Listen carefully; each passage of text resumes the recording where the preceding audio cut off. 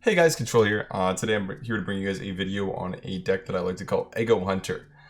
Basically what it is it's just Egg Hunter with some other fun cards thrown in. You got some cool early game cards like Runic Egg, Nerubian Egg, and Devilsaur Egg. You also have some cards like Stitch Tracker to tutor cards from your deck if you need when you need them. You then have some cards that supplement the eggs, like Spawn of N'Zoth, Meat Wagon. You have your Death Rattle activators being Play Dead, Feign Death, Terrorscale Stalker, and you have some cool legendaries that aren't played too often in any decks, really, being Spiritsinger Umbra and Baron Rivendare. The deck also utilizes a new card from Kobolds and Catacombs, Carnivorous Cube, which is really big in Warlock decks in Standard. However, in Wild, it actually propels this archetype so far ahead forward that I think that it's actually somewhat viable now. Viable enough for me to hit rank 2 Legend with actually on ladder this season. Overall, I'm not going to say the deck is super insane and really great, but I think it's a fairly complex deck that's quite intricate to play and one that's kind of fun to watch, and I'd say give it a spin if you guys have the cards that are necessary like Baron Rivendare, Meat Wagon, Spiritsinger Umbra. If you don't, you can always check out this video or watch me play it on stream as I do it fairly often. In general, when you mulligan with a deck, what you're looking for is a Nerubian Egg and a Devilsaur Egg against slow decks, and then activators like Terrorscale, Play Dead, Feign Death, and Carnivorous Cube. And against fast decks, you're looking for Runic Egg, Glaivezooka, and then the Nerubian and Devilsaur Egg combos as well. Basically, you're just looking for something to do so you're not floating your crystals for the first few turns. So generally, 1, 2, 3 is your curve, so say like Runic Egg, Haunted Creeper, Devilsaur Egg would be a good curve against a fast deck, so like Paladin, for example. Against a slower cast like Warlock, if you know they're playing Cube Block, you can even keep something like Carnivorous Cube to combo with Devilsaur Egg, right? Devilsaur Egg and Carnivorous Cube is something that I'll keep in my opening hand, even if I'm on the play. So 3 and a 5 mana card. It's perfectly acceptable. Again, I'd say check out how I mulligan in the upcoming games and how I do it live on stream. But yeah, let's hop into games. So here, very similar to last game, I'm just going to keep the Devilman Egg and look for a Death Rattle activator. And then some more of the mid-game cards like Carnivorous Cube. It's probably one of the best cards in this matchup, especially on the coin. Pleasant Feast of Winter Veil to you too, opponent. No. Jamming that mom on turn 1. He knows, man. He knows. Gotta jam that bad boy. This curve for us is looking like Glaivezooka into Devilman into Coin Cube Boy. That's what it's looking like. Okay. Glavey boy. Jam that big boy right here. And just smack the mom. Oh, not your mom, guys. Like, I'm a mistress of mixtures, not mom. Like, you're like your mother. Not that one. He jams that top button. Okay. So here, I'm gonna play the Devilman Egg and actually bump the 2/2 again. Clear the other mom. Again, we know he is playing Cube Block. But one thing I'm gonna note here and just make a, just explain to you guys is I'm not actually upset if he clears the Devilsaur Egg here. Because then we can coin Carnivorous Cube and then play dead on the Carnivorous Cube and then pull 2 5/5s out of the deck. Hey dude, that's a card from my deck. Stop copying me. It's so annoying when you're a trendsetter and people copy you. So we coin the Cube Boy now. Just need the stats on the board to do anything here. He might go like Void Caller into Dark Pact here and pull 2 demons from his hand. In that case, we smash the bottom right button in most cases. I'm fine with that. It's like the loss. Don't really matter. Don't really mind too much here. Yes. Oh, Lucky Boy is good. they'll serve me now. Tempo Rivendare doesn't pay off for him. That's a little bit unfortunate. If you're playing Rivendare for Tempo, you usually want it to do a lot for you. I'm just going to go Runic Egg, Spawn of N'Zoth, and jam the Play Dead here. You might ask why I don't want 2 Devilsaurs. They don't really do too much. Yeah, it's gonna sound weird. Devilsaur Eggs don't really do that much without activators, and they actually just clunk your board up, unfortunately. So we're just gonna use them here as protection against, like, Defile, Nether, and then 2 turns, Hellfire, stuff like that. Bump that bag boy, and go for the trade into the Cube Man into Hellfire. Could be a play. I mean, with the bump into the Devilsaur, it seems like he has Hellfire, so... Okay, I'm still a little bit lost on what he's doing. His build's a little bit weird. Again, that's nothing other than the normal for low-ranked Legend and Wild. Weird decks are basically what you see on ladder. And what I'll play whenever I'm down here too. Like, I mean, I'm playing Egg Hunter, right? So Yeah, trade there in Hellfire, dude. Do it.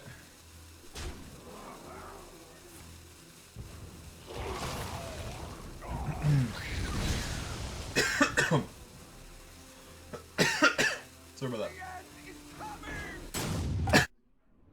Okay. Let's go play one more. Oh my god, dude. I can't breathe. Okay, Control, you can breathe now. You can breathe. The Doomsayer and Defile was just a little bit too scary for me, so I started choking up there, guys. Whew. I wanted to commit the Nerubian Egg so I get an extra minion. He's one turn off of Twisting Nether, so clearing the board here is fairly difficult for him. Yeah, so I just want more sticking power on board. I can recommit with Nerubian Egg and Terrorscale's next turn. It's kind of the game plan here, is to say, hey, you know, this board's going to be rough for you to deal with. You have to Defile and then Hellfire here. So, we're just going to say you can't do that. If you can, well, it's a little bit unfortunate. It has to have Defile and Hellfire. But I find that to be fairly unlikely. Spellstones, so this makes my play good. Tap Blast? No! Not that order. Okay, we want to play the Eggman.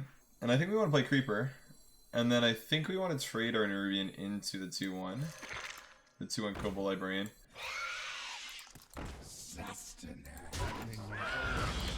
And then we'll smash 7 face. I want to save my Trigger the Death Rattle cards for next turn. I'm going to assume that he's either going to Nether or just clear some of the board here. He's one turn off developing his 9-drop demons, so Voidlord and Mal'Ganis. So we're kind of just like going to redevelop then and say, hey, use your AoE spell here. Okay, there we go. That's an AoE spell. You can now Defile and almost get a full clear. Not quite. Yeah. So we did have the Defile plus Hellfire clear last turn. Interesting, and didn't use it. Opted to go for Spellstone instead. Not sure I really agree with that, but teach their own, right? So I think we just have to play Umbra and Baron Rivendare and hope for the best here. We're in a bad spot now. We have Lethal on board. He'll always play Voidlord or something along those lines here. I don't think he'll Nether. If he does, kind of sucks. If we draw a Death Rattle, we can still go Terrorscale Man and play dead, so that's fine.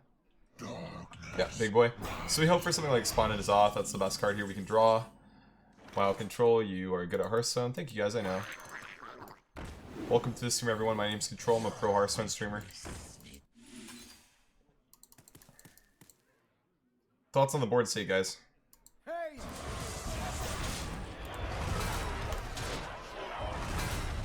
The only real thought about that I have about this game is Twisting Nether in 3, 2, 1. I mean, we can hope that he cut Nether for Baron Rivendare because it's a bad card and he shouldn't be running it in Q block, but you know, he probably has it, or something along the lines of like N'Zoth / Gul'dan. You don't got to think about it like that hard, dude. Come on. You got this. I'm honestly like leaning on this glimmer of hope now that he's taking so long to play that he just doesn't have it. That's much better for us than Nether is. You can trade the 10-5 with Doomguard, and he should. He sees Alliance, he does it.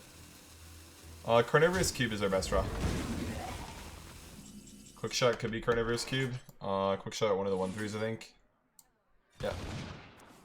Tracker could be Carnivorous Cube easily. I mean, that's fine, right? We just take the bigger boys. Makes that a 4/4, this a 5/5. It's just a good outcome, right? You don't complain about this, you just take it, you hear apart his face, you make a bigger board. So this pan out is one where it's just very clear how powerful Spawn and N'Zoth is in this deck. Especially when used with cards like Baron Rivendare and Spiritsinger Umbra, right? I think it's one of the most confusing things people have, because I think the egg part of the deck is very straightforward to grasp. The parts where it gets a little bit harder to understand why some cards are good, it's like Runic Eggs are kind of tough. Spawn and N'Zoth is hard. Carnivorous Cube is hard for some people to understand why it's good. You like the meat wagons, the spawns, the Runic Eggs. Those are kind of like the tougher cards to understand why they're good. Baron Rivendare and Umbra, you can read their effects and understand they're great. But Spawn just lets you get there sometimes. Oh man, some thick boys there. The issue for him though is, oh man, he got unlucky with that. He definitely should have traded the 1/3s off first. That was a huge misplay on his part. That was an enormous misplay. Because he's played 2 Voidlords. He played one naturally and then drew one back from Gul'dan, right? I must feed. So I believe we just win next turn now because he fucked up on that. Kind of funny. People talk about how you never get punished in Hearthstone, but like that's a clear punish, right? A very, very clear punish. So to amend what I said to the dial, I think it's hard to understand how to use Cube optimally in this deck. I don't think Cube's a hard card to grasp or figure out how to use, but I think it's a hard card to figure out how to use properly, if that makes any sense. Yeah, but that was actually kind of a tough game near the end there. You know, he had removal for quite a few turns, but we ended up just being able to get there off of the back of that risky Baron Rivendare Spiritsinger Umbra play. Never ranked 69, man. Unlucky. Okay, run it back against the Paladin. One of the nice things about them that decking me is that I know what 30 cards they run in their list. In this case, I don't need to keep Runic Egg because I have a solid 2-drop.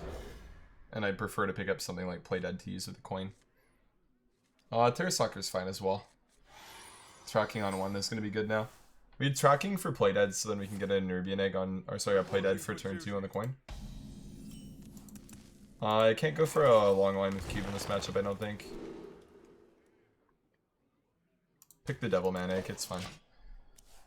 So we'll play Nerubian next turn, he'll always clarity full kept, so you should always have a 1-2-3 or 1-2-4. Okay, I don't know why he's keeping 2 1-drops on the play, that's kind of weird. Maybe his last card over here is another 1-drop? I mean, it would have to be, right? Otherwise that makes no sense. This game though, our curve is just going to be Devilsaur and then coin Terrorscale. Or sorry, coin Carnivorous Cube. Okay, never mind, it's just Terrorscale now. Get a 7/7 for 3 mana. I'm gonna try and save coin for that. If we can. I find his Mulligan to be quite bad though. I don't understand why he's keeping Lost in the Jungle, so see deckhand and Muster for Battle. Pick one of the 1-drops in Muster for Battle and look for a 2-drop. It's better. Much, much better. Just seems like a misplay to me, to be honest. Again, that's one of the things, right? Like, because this deck is just so overtuned. What you can do is play with it improperly. Like, you can play incorrectly the list and still get rank 15 Legend with it. Just because, like, the deck's so strong that your high roll's so high. And if you queue the right matchups, it doesn't really matter if you make mistakes like that. It's gonna sound kind of funny, but Mulligan is actually the place where players fuck up the most as far as decks go. I feel like playing the game's not that tough, but understanding what like optimal starting hands are is actually something that takes a long time to learn, and a lot of players just never grasp that kind of shit. This card has taunt on it. If he doesn't clear it. Like, him clearing it for us saves us 5 health, so it's just good. But in the case that he doesn't, it's whatever, it's 6 on board, I Deathstalker, I clear the whole board. I tank 5, 6, 9, 10 damage, so I'm at 4. It's fine. We have to assume that we stabilize around that kind of a life total every single time against this deck, but that's okay. Maybe he has Creeper? No, he's on the play and he full capped, so he doesn't have Creeper in his hand. No, they perform a lot better as face decks than mid-range decks. Because you have very, very overtuned 2-drops and you get to pull them for free with Called Arms. That's why they're better as face decks than they are as slow decks. Reporting for duty.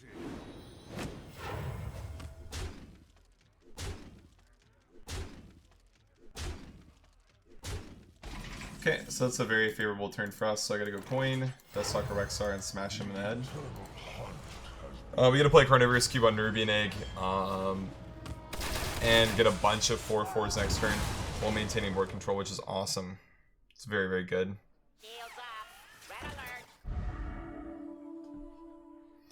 Okay, Minibot's good because we actually don't clear that right away. But he's out of resources now. He has to have like Call for Arms or Divine Favor here to have a shot, I think. Ultimate's not bad, but I also don't think it's really that great either. I don't feel like I can ever get away with not Carnivorous and cubing, because like I spread so much that it's just I just need to do it, dude. Because he's not gonna be able to rip 4 damage off the top, right? Like the deck just doesn't have it unless you run Valenier, and then even in that case he only has 10, not 12, right? 6 plus 4 is 10. He'd have to be running Leroy Jenkins, and I don't think that he does that because I'm fairly certain he's literally running my 30 card on my 30 card build. The way that Umbra works though is you get the 2 eggs back and then the 2 eggs trigger. So the way that this works is just like the board's too overwhelming to not do, right? Because in any case, this is just going to win me the game next turn, and clearing here is just bad. So I just need to go in and do this and win. Because again, it shouldn't matter what he does here. He needs like call the arms or some shit. Like, that's not lethal.